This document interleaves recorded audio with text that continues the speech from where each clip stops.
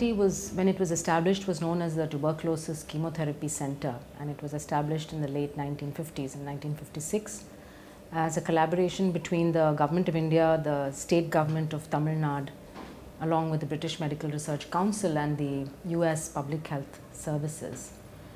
It was established to do research into tuberculosis at that time, basically to establish the treatment regimens for TB that could be given to patients as an outpatient rather than admitting them all in sanatoria.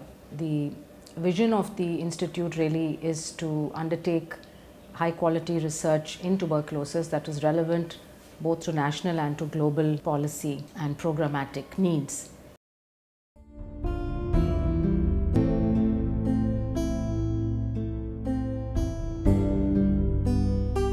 The situation in urban areas of India is quite different because you have on the one hand ranging from very affluent neighborhoods to the slum areas with a lot of overcrowding and other risk factors for TB. So it's important to study what's happening in urban areas, and so we've now in the last 2 or 3 years engaged in TB prevalence surveys in the urban areas.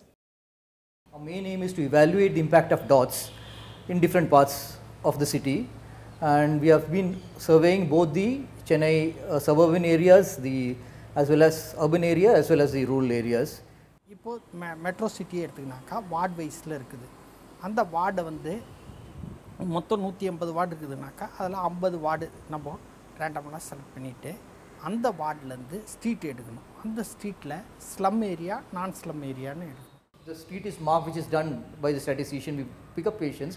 We do an X-ray for all the patients because some of them may not be having. There are patients who have asymptomatic tuberculosis. That's one reason we screen for all the patients. So we screen for X-ray for all the patients. Plus the patients do have symptoms, definitive symptoms pointing towards tuberculosis. Those we do. First எடுத்தோன்னா ஒரு census எடுத்துறாரு. Census eligible cards வந்து card கண்ட்ரோலுக்கு அனுப்பிச்சிடுவார். Card controller வந்தோடனே அந்த individual வந்தோடனே அவர் சிம்டம்ஸ் கலெக்ட் பண்ணுவார். சிம்டம்ஸ் வந்து chest pain, cough, haemoptysis, previous treatment history of treatment இதெல்லாம் பார்த்துட்டு போடுவார். அடுத்தது வந்து எக்ஸ்ரே மார்ஷலுக்கு போகுது.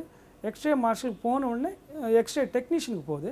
எக்ஸ்ரே டெக்னீஷியன் முடித்த உடனே அந்த ரோல் இங்கே வந்து அம்பையர் ரீடிங்காக 3 டாக்டருக்கு இங்கே NIRTக்கு வருது. After taking the X-ray, we have any doubt, which is read by a panel of doctors, and if they suggest, and there is usually 3 doctors who do it. So we have maximum of 2 people should be suggesting the same this thing. And sputa is collected for every patient. One we do it on the spot, and one we do it overnight. Overnight gives a better result as far as our surveys or all our bacteriological studies goes. So all from the field study, we are getting data through another department called statistical department. They are the main persons to take care of the data collection, checking everything there.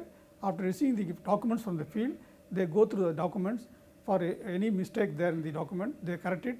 Finally, they will send to EDP division for data entry work.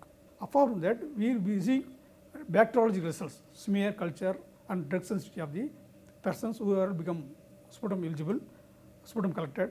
That records will come to statistical section. Again, they will scrutinize it before for data entry. That comes again to data entry.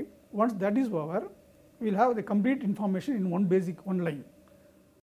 Chennai surveillance part 1, which has just been completed in September 2011.